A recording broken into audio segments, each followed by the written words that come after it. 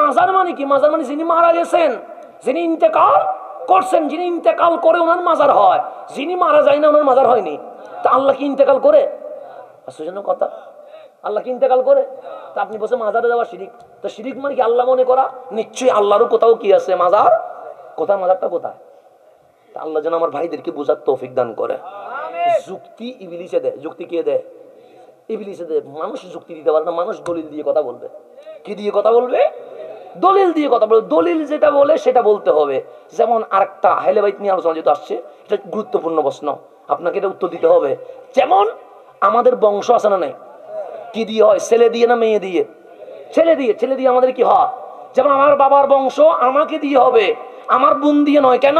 বোন স্বামীর বাড়িতে চলে গেছে, বোনের যে বাচ্চা হবে এটা স্বামীর নসল, আমার যে বাচ্চা হবে এটা আমার বাবার নসল। তাহলে বংশ হয় ছেলে দিয়ে। এখন আপনাকে বলবে নবীর কোনো ছেলে নাই, নবীর বংশ হইল কেমনে, আহলে বাইত হইল কেমনে? এটার নাম যুক্তি। এটার নাম কি? যুক্তি। আল্লাহ বলে হাবিব মক্কার জমিনে কাসেম দিলাম, নিয়ে গেলাম, মদিনায় ইব্রাহিম দিলাম, নিয়ে গেলাম। রাখি নাই কেন? কারণ রাখলে ওনারা বালেক হবে, বালেক হলে ওনারা ঈমান আনবে, ঈমান আনলে ওনারা উম্মত হবে, উম্মত হলে নবীর শানে আঘাত হবে। কেন? সে ইব্রাহিমের ছেলে ইসমাইল যদি নবী হতে পারে, ইয়াকুবের ছেলে ইউসুফ যদি নবী হতে পারে, শ্রেষ্ঠ নবীর ছেলে নবী না হলে মানহানি হবে।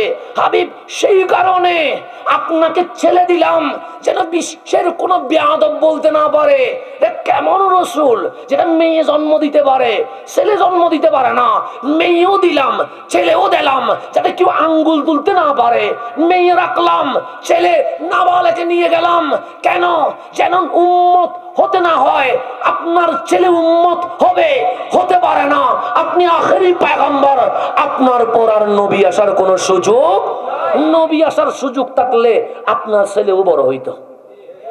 নবী আসার কি হইলে সুযোগ থাকলে আপনার ছেলেও কি হইতো? কারণ নবী হইতো, কিন্তু নবী হওয়ার কি নাই। সেই জন্য আমি কি করছি? নিয়ে গেছি। তা আল্লাহ রসুল বলছে এটা আমার কোনো কি নাই, অসন্তুষ্ট। আমার মালিক যেখানে রাজি আমি নবী সেইখানে। তো চোখ কালো কেন? চোখে পানি কেন? আচ্ছা পানি এই কারণে, মক্কার মানুষ বলছে আমি আত্মার নির্বংশ, মদিনার মুনাফিক গুলো মিষ্টি বিতরণ করছে। নবীর তো ছেলে নাই, নবী মারা গেলে নবীর নাম থাকবে না, নবী ইসলাম থাকবে না, হাসতেছে সেই জন্য। তা আল্লাহ বলছে হাবিব সবার বংশ হয় ছেলে দিয়ে। ইন্না আ'তাইনা কাল কাউসার, আপনার বংশ ছেলে দিয়ে নয়, আমি আল্লাহ সিস্টেম পরিবর্তন করে দিয়েছি, আপনার বংশ ফাতেমা দিয়ে হবে। তাহলে আল্লাহ বলছেন নবীর বংশ কি দিয়ে হবে? মেয়ে দিয়ে হবে। মেয়ে দিয়ে এখানে আপনি যুক্তি মারাইলে হবে? কারণ যদি বলেন না না নবীর ছেলে নাই, নবীর আহলে বাইত কেমনে হবে? আল্লাহ বলে হাবিব ইন্না আ'তাইনা কাল কাউসার, কিয়ামত পর্যন্ত আওলাদ রাসূল থাকবে আম্মা জান ফাতেমার নসল দিয়ে। কার নসল দিয়ে? আচ্ছা ইমাম মেহাদি আসবে কি আসবে না? সন্দেহ আসেনি? ফিলিস্তিন স্বাধীন হবে কি হবে না? মসজিদে আকসা আমাদের দখলে আসবে কি আসবে না? কার নেতৃত্বে? ইমাম মাহাদির নেতৃত্বে। কার নেতৃত্বে? একদিন আমার নবীর ঘরে আম্মাজান ফাতেমা তুজাহরা রাদিয়াল্লাহু তাআলা আসলেন। কেমন প্রেম! আম্মাজান আয়েশা বলেন বাবার মেয়ের প্রেম দেখলে আমি অবাক হয়ে যায়। কি দেখলেন? যখন আম্মাজান ফাতেমা আসতেছে নবীর ঘরে। কার ঘরে? নবীজি দেখলেন দূর থেকে আম্মাজান ফাতেমা আসলে ফাকামা রাসূলুল্লাহ সাল্লাল্লাহু আলাইহি ওয়াসাল্লাম লিমুহাব্বাতিহা, আমার নবী আম্মাজান ফাতেমার স্নেহে বসা থেকে দাঁড়িয়ে গেছেন। কার স্নেহে? আম্মাজান দাঁড়িয়ে গেছেন। রাসূল ভিতরে ঢুকলেন, ডান হাত মোবারক নিয়ে চুমু দিলেন নবীর চেয়ারে, আমার নবী সরে আম্মাজান ফাতেমাকে বসিয়ে দিলেন। এটা ছিল প্রেম। এটা ছিল কি? আর আম্মাজান ফাতেমার ঘরে যখন নবী যাইতেন আম্মাজান ফাতেমা দাঁড়িয়ে যাইতেন লিতাযীমিহি, নবীর সম্মানে। ঢুকলে ডান হাতে চুমু দিতেন, আম্মাজান ফাতেমার চেয়ারে নবীকে বসাতেন। তো একদিন আসলেন ইমাম হাসানকে নিয়ে। কাকে নিয়ে? ইমাম হাসানকে কোলে নিয়ে বসে আছে। আমার নবী বারবার আম্মাজান ফাতেমার দিকে তাকায়া মিটি মিটি মিটি মিটি হাসতেছেন। ফাতাবাসসামা রাসূলুল্লাহ সাল্লাল্লাহু আলাইহি ওয়াসাল্লাম, নবী শুধু হাসে। এখন আমি যদি আমার দাদার দিকে তাকায়া শুধু বারবার হাসি, নিশ্চয়ই উনি কিছুক্ষণ পর জিজ্ঞেস করবে, হুজুর ডানে তাকাইলে হাসেন না, বামে তাকাইলে হাসেন না, সামনে তাকাইলে হাসেন না, শুধু আমার দিকে তাকায় হাসেন, কোনো কারণ আছে নাকি? জিজ্ঞেস করবে কি করবে না? আম্মা জান ফাতেমা বলছেন, নবীরে আজকে কি হলো, আপনি আমার দিকে তাকায় শুধু হাসতেছেন? আমার নবী বললেন, আমি এখান থেকে বসে হাউজে কাউসার পর্যন্ত দেখতে পাচ্ছি। কি পর্যন্ত দেখতেছি? ইলাল হদ, এখান থেকে মানে এখান থেকে রাইতো, মানে এখান থেকে যে বসে আছি, এখান থেকে ইলাল হদ, হাউজে কাউসার পর্যন্ত কি করতেছি, মানে এখন থেকে হাউজে কাউসার পর্যন্ত কি হবে সব নবীর চোখের সামনে কি হয়ে গেছে, আয়নার মতো প্রকাশ হয়ে গেছে। আমি দেখতেছি আখেরি জামানায় আমার উম্মত বড় বিপদে পড়বে, সমস্ত বিধর্মীরা ঐক্যজোট হবে, হয়ে চতুর্দিক থেকে আক্রমণ করবে। এখন ঐক্যজোট হয়েছে কি হয় নাই? হয়েছে। বাংলাদেশে দেখবেন কিছু কিছু লাল রুমাল, কি রুমাল, লাল রুমাল দাঁড়িয়ে আছে না নাই? আছে। নামাজের দাগ আছে না নাই? ইসরায়েলের দালালি করতেছে, আছে না? কি রুমাল বললাম? এগুলো মাঝে মাঝে হাতে কানে বাঁধে। বুঝি গেছেন তো? আশা করি বুঝছেন তো, বুঝলে হবে। কারণ ইসরায়েলে দালালি করতেছে, ইসরায়েলের পক্ষে তাদের ভূমিকা। কেন? উপরে দাঁড়িয়ে আছে ভিতরে ইহুদি খ্রিস্টানের এজেন্ট, ভিতরে ইহুদি খ্রিস্টানের। সেজন্য বলে ইসরায়েলের জন্য বদদুয়া করা যাবে না, ফিলিস্তিনের জন্য দোয়া করা যাবে না, ফিলিস্তিনের পক্ষে কথা বলা যাবে না। এখন বলতেছে অধিকাংশ নবী রাসূল ইহুদি ছিল, ইহুদিরা শিরিক মুক্ত, আল্লাহ ওদের উপর রাজি, যেমন এমন অবস্থা। অথচ মুসলমান পরিচয় লাল রুমাল দিয়ে দিয়ে আমাদেরকে পথভ্রষ্ট করছে। আল্লাহ বলে সকল নবী রাসূল মুসলমান ছিল, আর লাল রুমালওয়ালা বলতেছে অধিকাংশ নবী রাসূল নাকি ইহুদি ছিল। কালকে একটা দেখলাম একজন বলতেছে ইহুদিরা শিরিক মুক্ত। কি মুক্ত? যারা মুসা আলাইহিস সালামকে আল্লাহর ভাই বলে, কার ভাই বলে?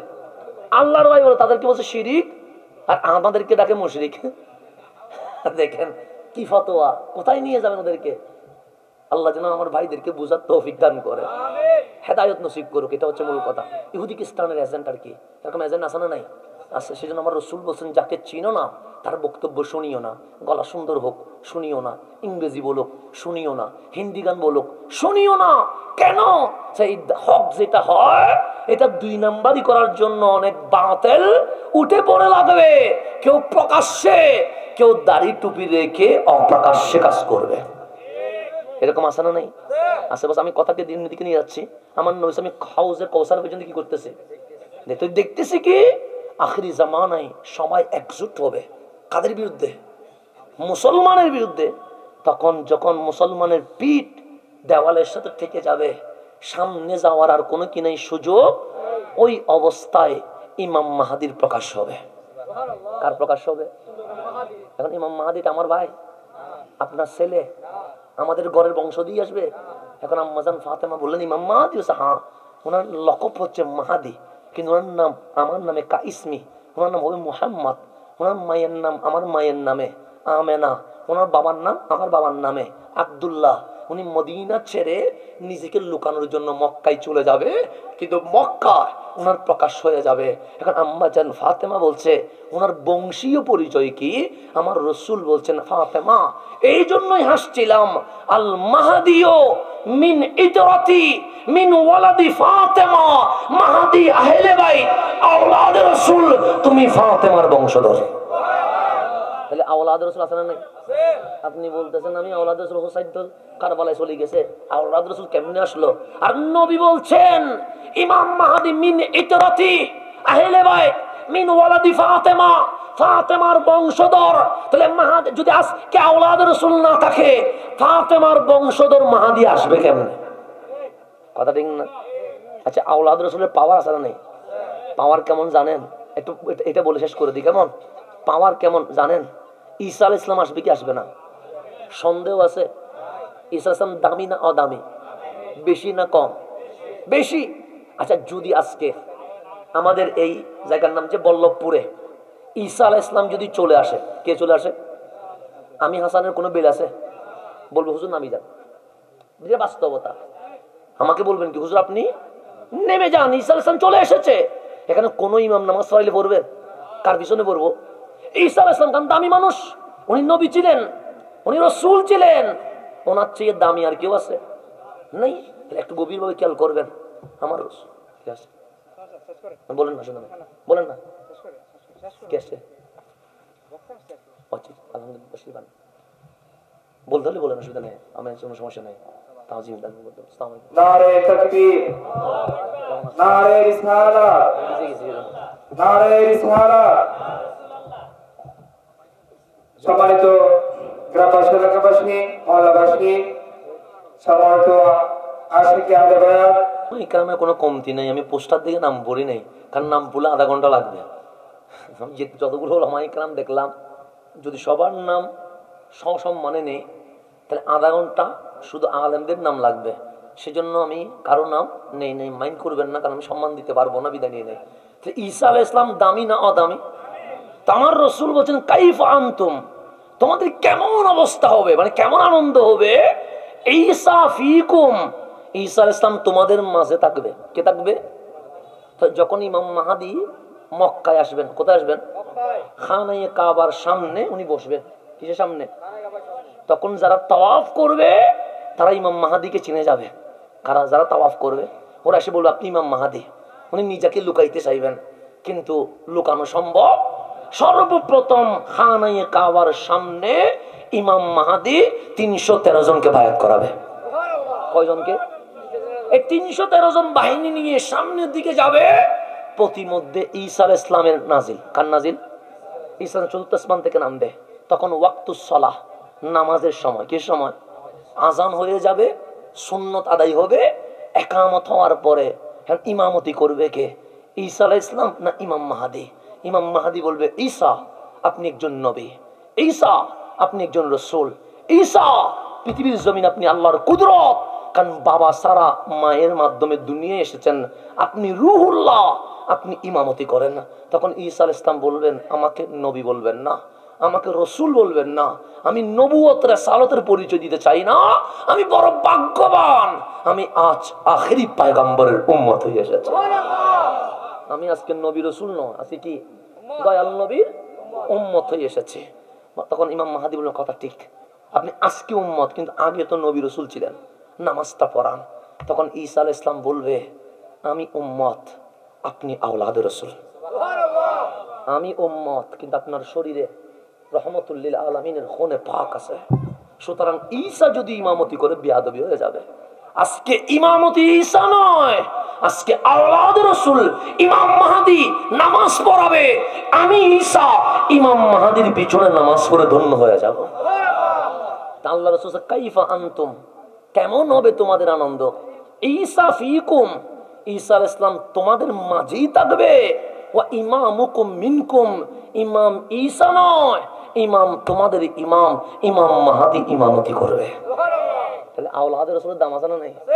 তো ঈসা আলাইহিস সালাম যখন আল্লাহকে বলবে মালিক তোমার নবীরে পাই নাই, কিন্তু তোমার নবীর আওলাদ ইমাম মাহদিরে পাইছে, তা আমরাও তো বলতে পারবো আমরা মাহাদির না পাইলেও মাহাদির বাবা দাদাদেরকে পেয়েছে। কথা ঠিক না? পারবো কি পারবো না? পারবো। কথা আমার শেষ দিকে চলে আসছে। আমার হোসাইন চলে আসলো। আজান দিলেন কে? রহমতুল্লিল